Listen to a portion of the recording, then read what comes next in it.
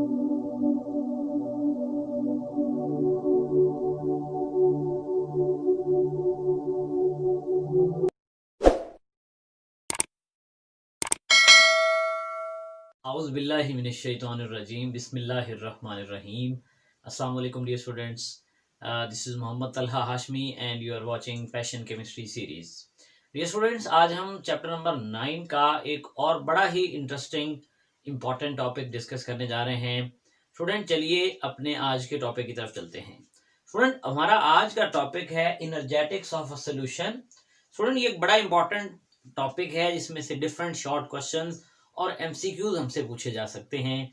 तो चलिए स्टूडेंट्स सबसे पहले हम ये देखते हैं कि basically what is meant by energetics of a solution. ये स्टूडेंट्स बड़ी इंपॉर्टेंट बात जो आप यहाँ पर देख रहे हैं, हम इसे कहते हैं इंथैल्पी ऑफ अ सॉल्यूशन और energetics of a solution. Student enthalpy क्या होती है? यकीनन ये हीट चेंज होती है जो किसी सॉल्यूशन के बनने के दौरान या किसी सॉल्यूशन के दौरान बनने के दौरान होने वाली हीट चेंज को हम इंथैल्पी चेंज कहते हैं. तो स्टूडेंट देखिए सबसे पहले हम इसको डिफाइन करते हैं. स्टूडेंट जब हम इसे डिफाइन करते हैं तो हमें पता चलता है कि जो इंथैल्पी ऑफ सॉल्यूशन है ये basically it is the amount of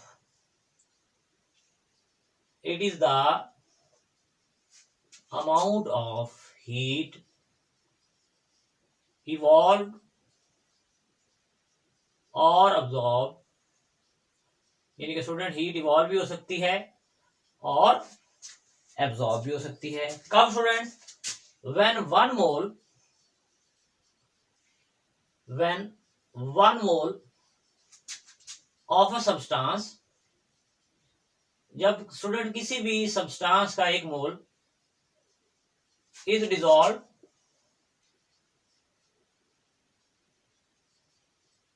in a definite amount of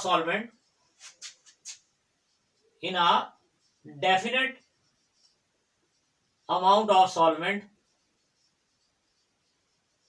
at given temperature. तो ये स्टूडेंट हमारे पास इसकी डेफिनेशन है जो आपने समझी कि स्टूडेंट हमारे पास जो इंथैल्पी चेंज है बेसिकली क्या होती है, वो अमाउंट ऑफ हीट इवॉल्व, यानी हीट इवॉल्व भी हो सकती है स्टूडेंट्स और अब्सॉर्ब भी हो सकती है.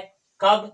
जब हम किसी सब्सटेंस का एक मोल लें और इसे किसी भी सॉल्वेंट की मखसूस अमाउंट में हल कर दें और गिवन टेम्परेचर हमें पता हो 25 है, वो 20 है, जितना भी, या रूम टेम्परेचर पर आप ये कर सकते हैं. तो ये स्टूडेंट हमारे पास इसे कहते हैं इंथैल्पी ऑफ सॉल्यूशन या energetics of a solution. Student basically जो ये इट इज रिप्रेजेंट, इसकी रिप्रेजेंटेशन अगर हम करें ना तो स्टूडेंट जो ये इंथैल्पी है इट इज रिप्रेजेंटेड बाय, इसको स्टूडेंट हम रिप्रेजेंट करते हैं बाय डेल्टा एच. ये स्टूडेंट डेल्टा एच से रिप्रेजेंट करते हैं और सॉल्यूशन के लिए स्पेसिफिकली हम यहां पर जो है वो सॉल्यूशन का लफ्ज जो है उसके इनिशियल वर्ड यूज कर लेते हैं. तो ये स्टूडेंट हमारे पास delta H of the solution कहलाती है. ये स्टूडेंट्स अब आप यकीनन यहां पर एग्जांपल भी पुट कर सकते हैं कि हमारे पास आपके सामने जो एग्जांपल दी गई है वो क्या है बेसिकली कि देखिए students, when 1 mole of sodium chloride, अब आप बात बड़े गौर से सुनने वाली है, when 1 mole of NaCl is dissolve in 10 mole of water, 10 mole of water, delta H of solution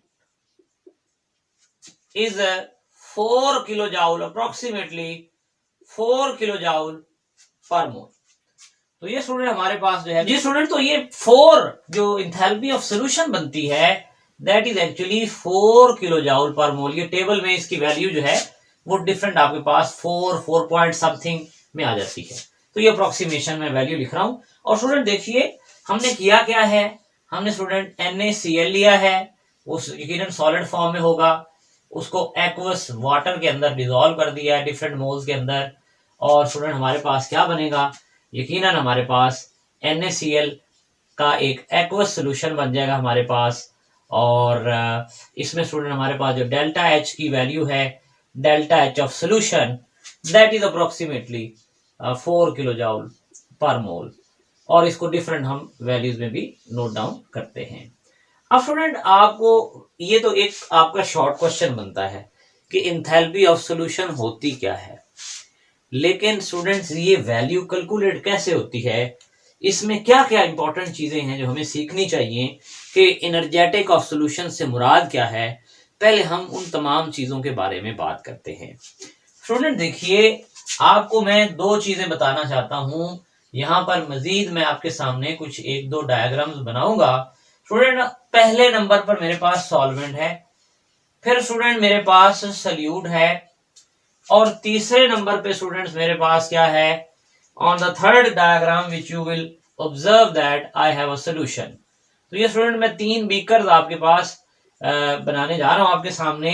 इसमें एक में मैं सॉल्वेंट बनाऊंगा और इसके साथ साथ क्या करूंगा स्टूडेंट्स, मैं सॉल्वेंट के साथ बेसिकली मैं सल्यूट बनाऊंगा, और इसी तरह से स्टूडेंट हमारे पास जो है फिर सॉल्यूशन बनेगा। स्टूडेंट तो ये हमारे पास 3 बीकर्स हैं, इनमें एक में प्योर सॉल्वेंट है, दूसरे में प्योर सल्यूट है, और तीसरा भी एम्प्टी है। स्टूडेंट इसमें चंद एक बातें बड़ी इंपॉर्टेंट, स्टूडेंट यहां पर एक अट्रैक्शन जो इन पार्टिकल्स के, सॉल्वेंट के पार्टिकल्स के दरमियान है, वो स्टूडेंट सॉल्वेंट सॉल्वेंट इंटरेक्शन है, यानी सॉल्वेंट सॉल्वेंट के मॉलिक्यूल्स के दरमियान डिफरेंट तरह की कोहेसिव फोर्सेस जो है वो एग्जिस्ट करती हैं।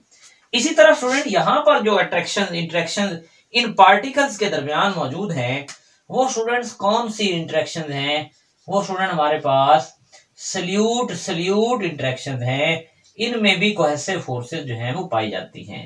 तो इसका मतलब ये हुआ स्टूडेंट्स कि आप देख रहे हैं इनके दरमियान आपस में जो है वो फोर्सेस ऑफ अट्रैक्शन है, मॉलिक्यूल एक दूसरे को अट्रैक्ट करते हैं। इसी तरह यहाँ भी यही बात है कि सल्यूट के मॉलिक्यूल्स में भी आपस में अट्रैक्शन मौजूद है, और वो भी यकीनन एक दूसरे को अट्रैक्ट करते हैं, और उनके दरमियान भी एक स्पेसिफिक डिस्टेंस है। स्टूडेंट जब हम क्या करेंगे कि अगर हम इस सल्यूट को और सॉल्वेंट को एक ही बीकर में मिक्स कर देते हैं, तो स्टूडेंट जरा तवज्जो कीजिए, हमारे पास एक सोल्यूशन बनेगा, और उस सोल्यूशन के अंदर क्या होगा, उस सोल्यूशन के अंदर पहले हम बात करते हैं सल्यूट के पार्टिकल्स की।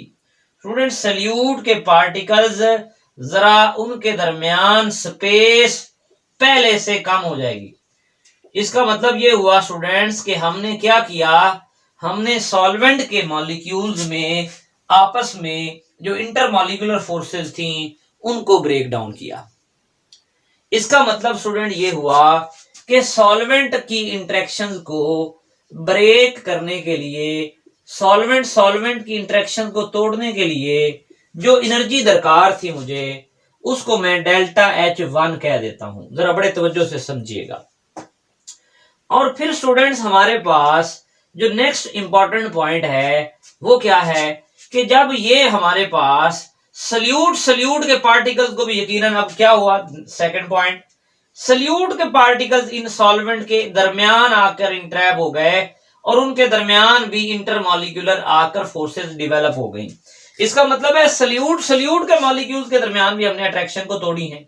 इसका मतलब है स्टूडेंट यहां पर हमारे पास एक और वैल्यू आ जाएगी, वो क्या है स्टूडेंट्स, वो हमारे पास है दैट इज अबाउट सल्यूट। हमने सल्यूट अट्रैक्शन को भी ब्रेक किया है, और इसके लिए जो वैल्यू होगी इंथैल्पी चेंज, उसको हम डेल्टा H2 कह देते हैं स्टूडेंट्स।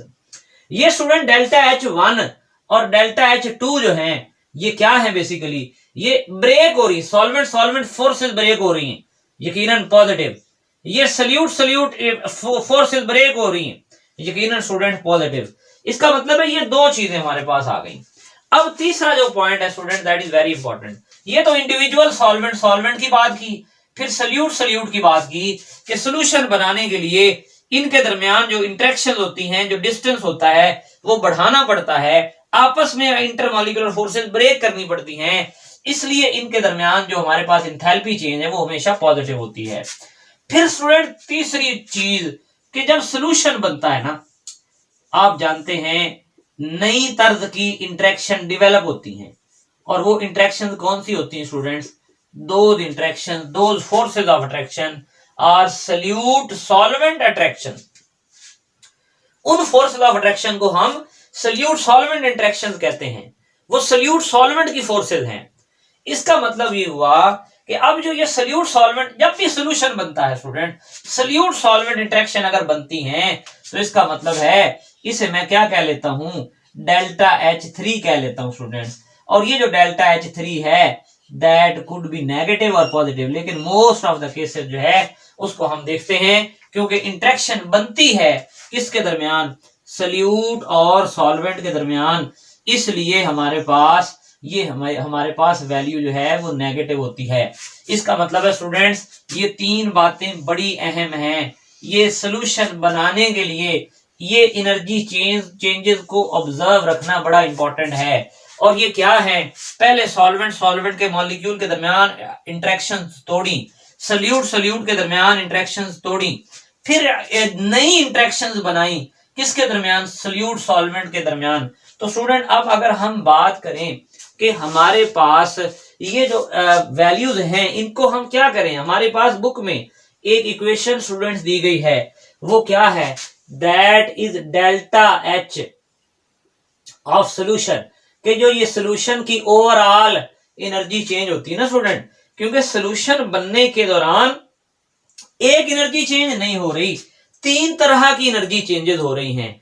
पहले सॉल्वेंट के दरमियान, फिर सल्यूट के दरमियान, और फिर सल्यूट सॉल्वेंट के लिए। तो तीन एनर्जी चेंजेस हो रही हैं स्टूडेंट्स। अब आप देखिए बुक में जो हमें दिया गया है that is H of solution, यानी इंथैल्पी कंपोनेंट ऑफ सोल्यूशन, और स्टूडेंट्स यहां पर दूसरा point minus H of components.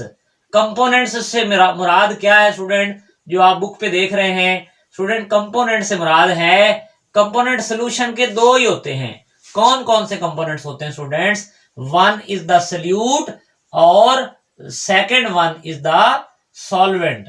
इसका मतलब है स्टूडेंट्स हमारे पास जो ये कंपोनेंट्स है ना, ये जो दो वैल्यूज है स्टूडेंट्स H1 और H2 की, ये क्या रिप्रेजेंट करेंगी? These will represent H components.